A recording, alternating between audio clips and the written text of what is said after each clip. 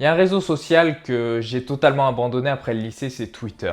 Et pourtant aujourd'hui c'est un réseau que j'adore, que j'utilise tous les jours. Mais Twitter c'est un réseau qui est assez compliqué, qui est assez bizarre en fait. Parce que les gens qui ont accroché à Twitter en sont quasiment accros. L'utilisent tous les jours, l'utilisent quotidiennement comme ils utilisent Facebook. Mais le problème c'est que beaucoup de gens n'accrochent pas. Beaucoup de gens essaient, parce que beaucoup de gens entendent parler de Twitter et se disent pourquoi pas, je vais essayer Twitter 1 ou 2 jours. Et au final, ils accrochent pas du tout, donc ils laissent tomber au bout de 2 jours. Et ça, à mon avis, c'est dû pour 2 raisons principales. La première, c'est parce qu'ils ne comprennent pas l'intérêt de Twitter. Et la deuxième, c'est parce qu'ils ne comprennent pas la mentalité. C'est-à-dire qu'ils ne savent pas comment bien démarrer, qu'est-ce qu'il faut faire, comment marche vraiment Twitter. Et comme j'avais fait une première vidéo il n'y a pas longtemps sur le fait que Twitter est une plateforme intéressante et pourquoi c'est une plateforme intéressante, aujourd'hui j'aimerais plus faire une vidéo comment bien démarrer sur Twitter, comment bien appréhender cette application. Et la première chose qu'on se demande quand on arrive sur Twitter, c'est à qui je vais parler. Parce que contrairement aux réseaux comme Facebook, Snapchat ou Instagram, il n'y a pas forcément nos amis.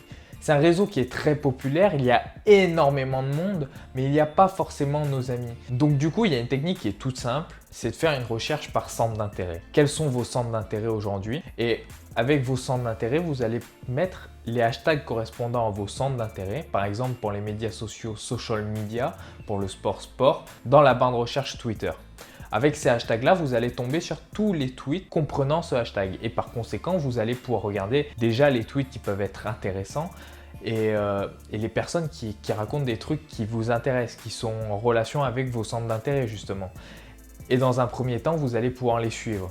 Parce qu'en les suivant, vous allez les voir sur votre fil d'actualité et en les voyant sur votre fil d'actualité, s'ils ont des trucs vraiment pertinents en rapport avec vos centres d'intérêt, avec des sujets que vous appréciez, vous allez pouvoir rentrer en interaction avec eux et donc créer une relation. Et forcément, si l'interaction que vous avez avec eux est intéressante, ils vont sûrement vous follow back. Après, s'ils disent de la merde, rien ne vous empêche de les unfollow au bout d'une semaine. Mais dans un premier temps, je vous conseille de les suivre. De la même façon, quand vous faites une recherche par hashtag, par centre d'intérêt, allez voir les comptes aussi. Allez dans l'onglet comptes et comme ça, vous aurez tous les comptes comprenant ce hashtag, comprenant ce mot-clé. Et aussi, pareil, quand vous voyez une bio, une description intéressante, n'hésitez pas à les suivre. D'ailleurs, vous aussi, je vous conseille de mettre ces mots-clés, ces hashtags dans votre bio, dans votre description pour qu'on puisse vous trouver plus facilement. La troisième astuce, c'est de faire exactement la même chose mais en utilisant la géolocalisation. Parce que comme ça, vous allez avoir encore des tweets plus pertinents, en tout cas des tweets qui sont plus proches de vous, donc de personnes que vous êtes susceptibles de rencontrer dans votre ville. Et par conséquent, de créer peut-être une relation plus concrète, de créer vraiment un contact. D'ailleurs, je pense que d'utiliser la géolocalisation pour targeter sur un centre d'intérêt quand on a un business local, ça peut être vraiment une bonne idée. Un truc qui est hyper important à comprendre sur Twitter, c'est que Twitter est en temps réel, c'est-à-dire que tous les tweets apparaissent au moment où ils sont postés.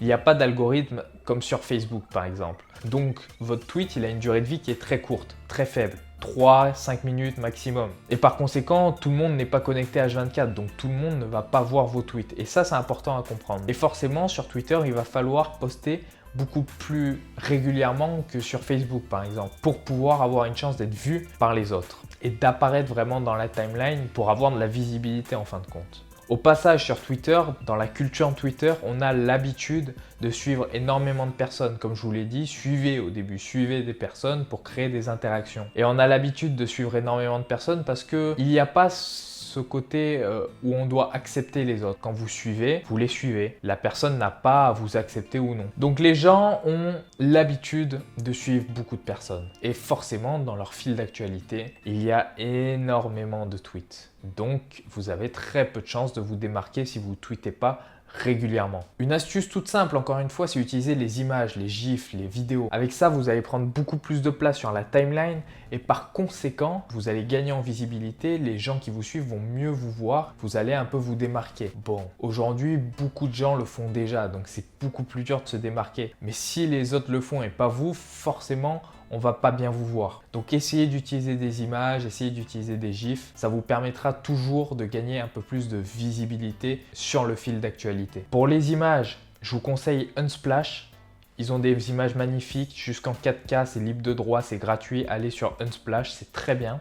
Sinon, il y a 2 outils qui sont faits pour les réseaux sociaux et notamment pour Twitter. C'est Pablo de Buffer et c'est Canva qui est le leader sur le marché. Donc si vous souhaitez des images optimisées pour les réseaux sociaux, allez sur ces 2 applications, ça peut vraiment être utile.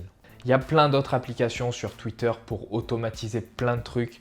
On en parlera plus tard. Ça sert à rien de commencer en automatisant tout. Enfin, je pense. Une des fonctionnalités dont on parle pas beaucoup, dont beaucoup de personnes passent à côté, c'est les listes. De une, ça permet de trier les personnes et comme on a l'habitude de suivre énormément de personnes sur Twitter, c'est bien de pouvoir trouver la bonne information au bon moment. Donc si vous êtes un peu comme moi, que vous avez plusieurs centres d'intérêt, par exemple vous suivez le sport et la technologie, mais que vous cherchez le résultat des derniers matchs de BPL hier soir, c'est bien d'avoir une liste qui est que sur le sport, quoi. Comme ça, vous n'avez pas tous les tweets sur la technologie en même temps dans votre fil d'actualité. Donc prenez des listes, ça peut vous servir. Aussi, par exemple, les médias de masse. Je déteste suivre les médias de masse et grâce aux listes, on n'est pas obligé de les suivre parce que les médias de masse, qu'est-ce qui se passe? Ils tweetent tout le temps en temps réel. Donc c'est très bien quand on veut suivre l'actualité, mais c'est chiant parce qu'ils prennent tout votre fil d'actualité, toute votre timeline. Si vous suivez Le Monde, c'est fini, vous voyez plus que Le Monde. Donc ce que je fais, c'est que je les mets tous dans une liste. On n'est pas obligé de suivre les gens pour les mettre dans une liste, donc je les mets tous dans une liste et quand j'ai besoin de savoir quelque chose sur l'actualité, je clique sur cette liste et j'ai toute l'actualité en temps réel. Mon dernier conseil, c'est de passer beaucoup plus de temps sur l'application Twitter, sur le téléphone, plutôt que sur l'ordinateur parce que honnêtement, je trouve que l'expérience Twitter est beaucoup mieux sur le téléphone. C'est un avis vraiment très personnel, mais essayez les deux. Moi, je trouve que l'application Twitter, elle est mieux.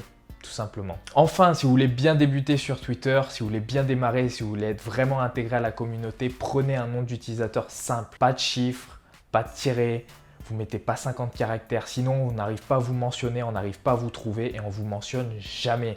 Et si on vous mentionne jamais, forcément vous perdez en interaction et vous n'êtes pas intégré et vous allez vous lasser. Donc si vous voulez bien commencer sur Twitter, prenez un nom d'utilisateur simple.